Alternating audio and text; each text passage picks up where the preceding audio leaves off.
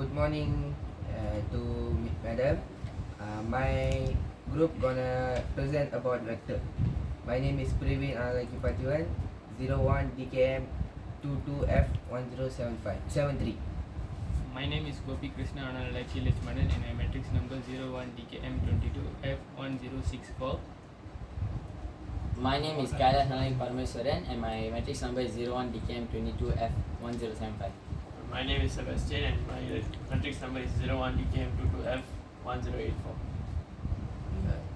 What is vector? A vector is a quantity which has both magnitude and direction.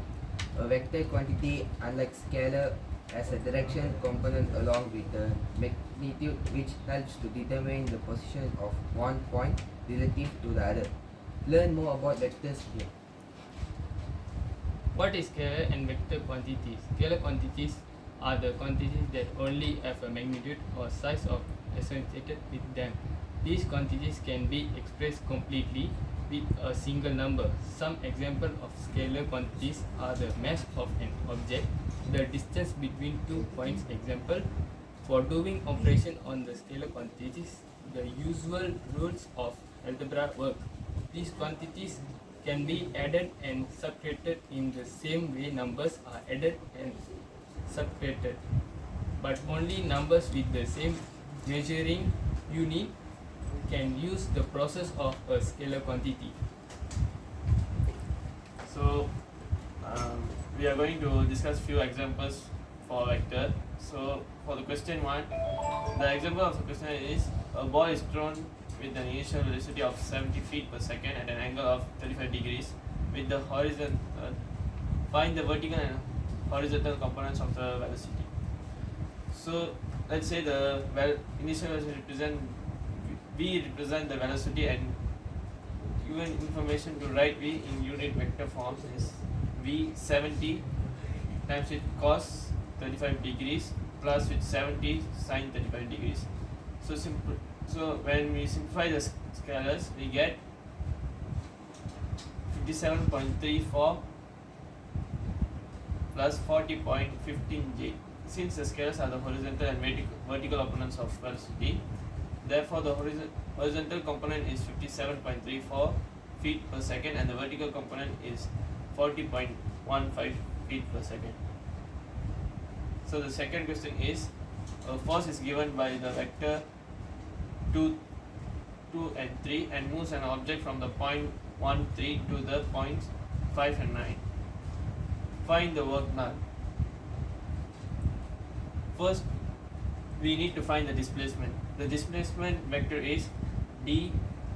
So first we need to minus the x units, so 5 minus 1 and y equals to 9 minus 3. So we will get 4 x 4 and y is 6.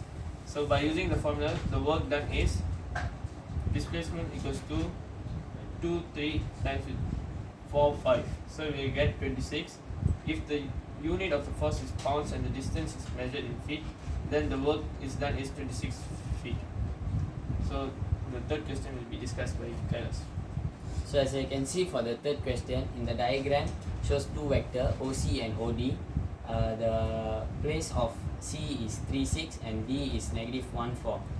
So in the question they ask us to express the vector in the form xi plus yj. So to express the vector CD, you do is you minus negative 1, 4 minus 3, 6 and you will get the answer negative 4i minus 2j. And then second question they ask us to find the vector unit in the direction of CD. So what we do is first find the modulus of CD.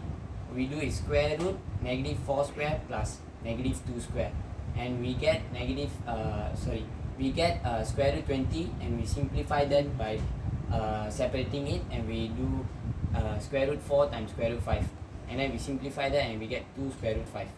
And then to find the vector unit, what we do is we divide the CD with its modulus. So at the end we get negative 2i minus j over negative 5 over square root 5. And in conclusion, for vector at higher levels, vector can get extremely complex to work with.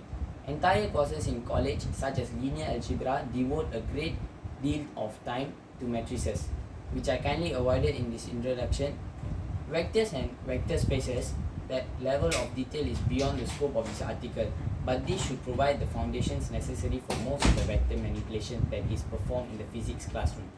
If you are intending to study physics in greater depth, you will be introduced to the more complex vector concept as you proceed through your education. That's all. Thank you. Thank you. Thank you.